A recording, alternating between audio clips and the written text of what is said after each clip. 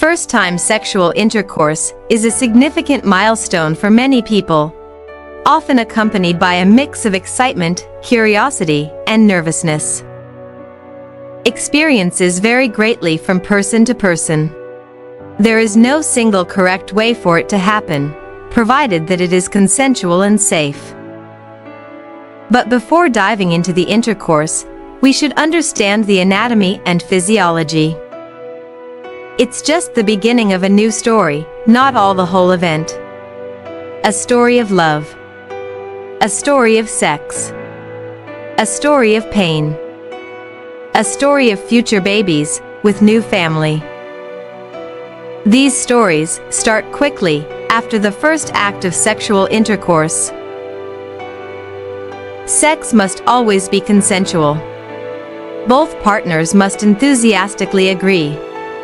You have the right to say stop or wait at any moment, even if you have already started.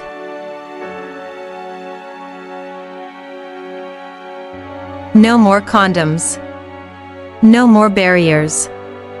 The flesh must be on the flesh. Only skin-to-skin contact is available at these sensitive moments. A journey of a new life is about to start soon after all of these physical pleasures.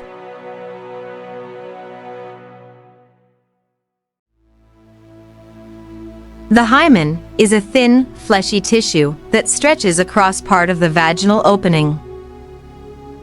It's a membranous fold of mucosal tissue located at the external opening of the vagina, which known as the introitus. In the vast majority of cases, the hymen naturally has an opening, or multiple openings, to allow for the passage of menstrual blood and vaginal secretions.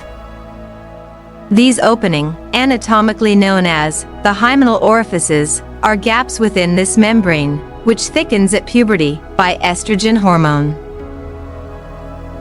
At the end of the menstrual phase of the menstrual cycle, the uterus starts cleaning itself, preparing the cavity for the new guest, typically at the day 14 from the start of the cycle.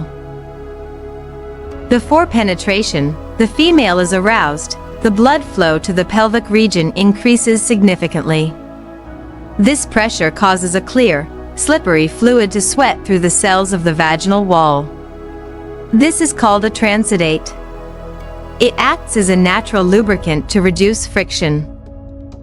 Attempting intercourse without sufficient lubrication can cause pain. This painful intercourse is known as dyspareunia.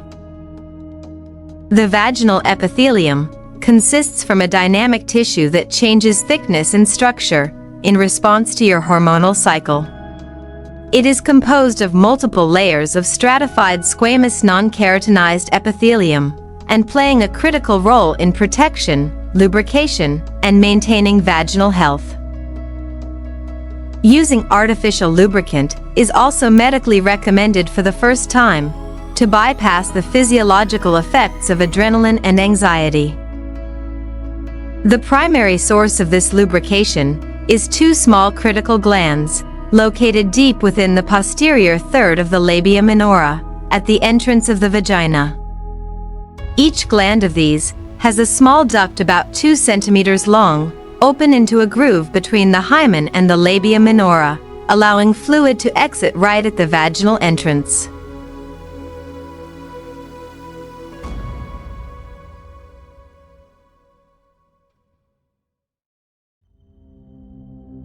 Before the start of your first-time intercourse, you may have some nervousness and anxiety. This is perhaps the most common feeling.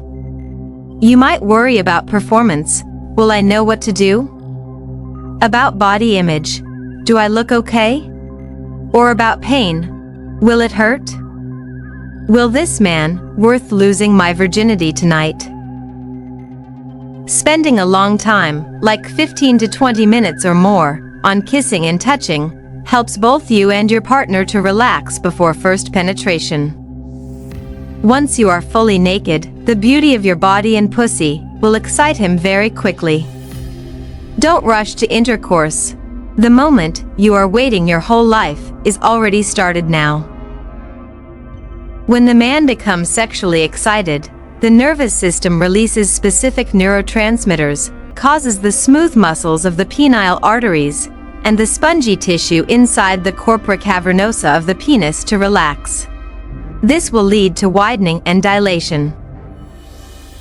Kissing acts as a main trigger factor that starts the chain reaction between the nervous system and the vascular system, and also making it as a key part of the foreplay and arousal effect to maintain the penile erection. This allows blood to rush into the penis at a much higher rate than usual. Finally, the penis is firm, engorged, and enlarged, with 100% fully with blood and ready for first penetration. Don't be shy and open your legs, as the vagina must undergo tenting. The inner 2/3 of the vagina expand and lengthen to create space. The vaginal walls produce lubrication to reduce friction. Whatever the position you do at first, you both will like it. A real man can do it until 5 times a day without any problem. The second stage of intercourse is the intermission. This is the moment of initial insertion, the moment you are dreaming for your whole life. Once penetration is achieved, you are already in the third stage, the plateau phase, when rhythmic movement is started. We were talking about the intercourse from outside, but the real question is, what really happens inside? After penetration occurs, the physical sensation of the vaginal walls against the penis maintains the erection and prepares the body for ejaculation. Once the gland's penis touches the hymen, it usually makes the thin, flexible, and elastic tissues of the hymen to stretch and tear slightly. This tear often leads to a minimal bleeding and slight pain, which both may last up to 48 hours. The hymen never completely vanishes. After it stretches and heals, it remains as small painless bumps or tabs of pink tissue around the vaginal opening.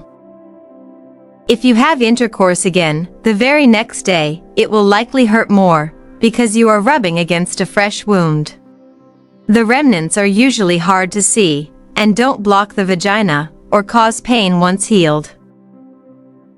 This story of the first day of intercourse, ending with the full peak point of orgasm, typically coincides with ejaculation, lasting on average between 10 and 30 seconds.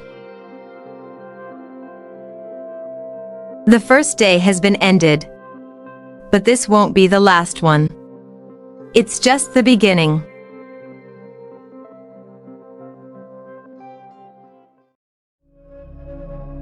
If you like the 3D medical animations, don't forget to subscribe. Thanks for watching.